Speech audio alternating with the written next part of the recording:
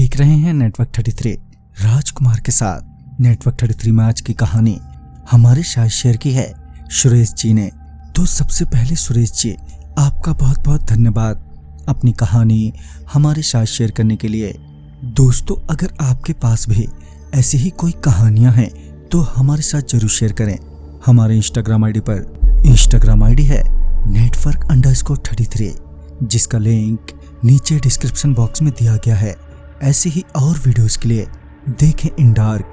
तो चलिए बढ़ते हैं आज की कहानी की ओर। हाल में ही मेरी मुलाकात सुरेश जी से हुई, जो पहले रेलवे में आरपीएफ के जवान थे।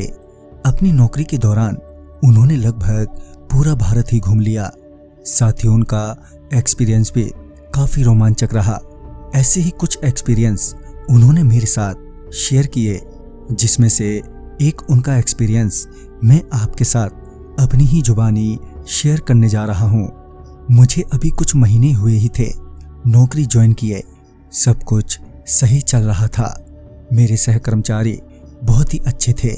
जहाँ दिन के वक्त ट्रेन में यात्रियों की भीड़ भाड़ और उनकी आपस की समस्या को सुलझाने में मेरा वक्त बीत जाता, तो वहीं रातों में कुछ शरारती सवारियों से उलझना पड़ता। ऐसे ही एक रात तकरीबन 1 बजे के बाद किसी ने ट्रेन की चेन खींची। मैंने तुरंत ही बाहर की ओर देखा तो पाया कि 3 लड़के ट्रेन से उतरकर भाग रहे हैं, तो वहीं कुछ लोग शोर भी मचा रहे थे। मैं तुरंत ही ट्रेन से उतरकर उनके पीछे दौड़ा।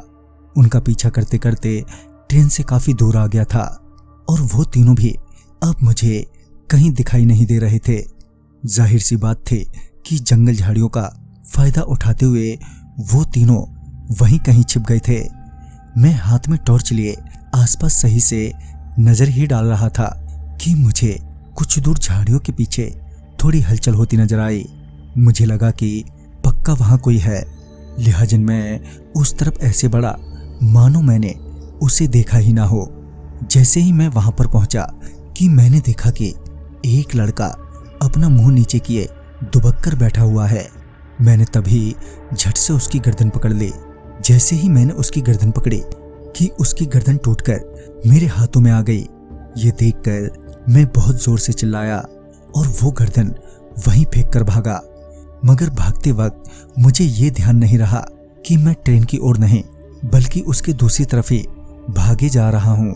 मैं अब चाहकर भी वापस ट्रेन की ओर नहीं भाग सकता था, क्योंकि वो सर और उसका धड़ ठीक मेरे पीछे पीछे आ रहे थे। तभी मैं भागते हुए वहीं से गुजर रहे हाईवे पर पहुंचा, जहां मैं एक गाड़ी से टकराते हुए बचा। उसी गाड़ी वाले ने गुस्से में गाड़ी रोकी और चिल्लाते हुए बाहर आकर बोला, अरे तुझे दिखाई नहीं दे रहा है?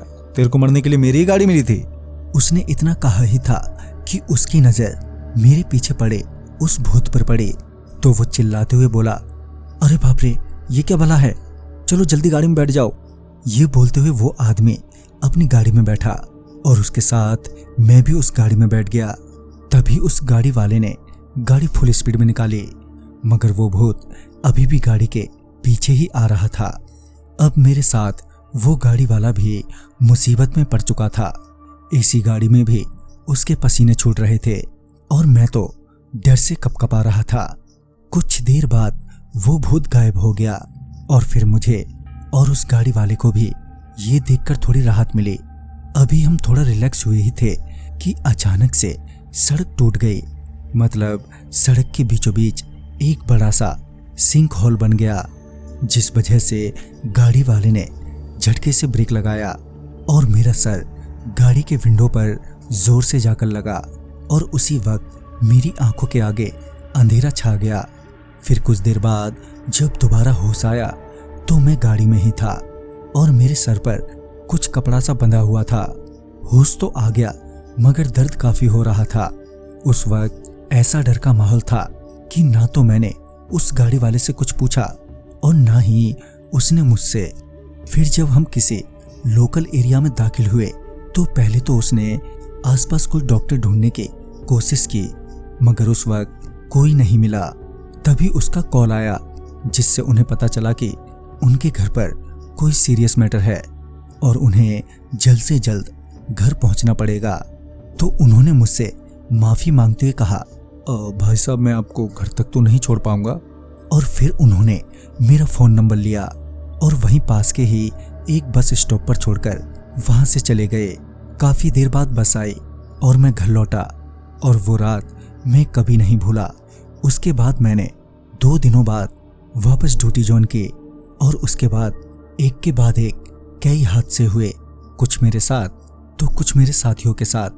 तो दोस्तों कैसी लगी सुरेश जी की ये कहानी?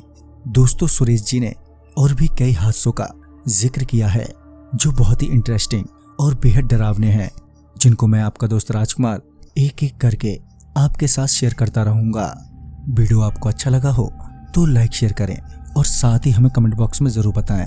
तो मैं आपका दोस्त राजकुमार जल्द ही मिलूंगा ऐसी ही रोमांचक कहानियों के साथ। तब तक के लिए बाय एंड टेक केयर।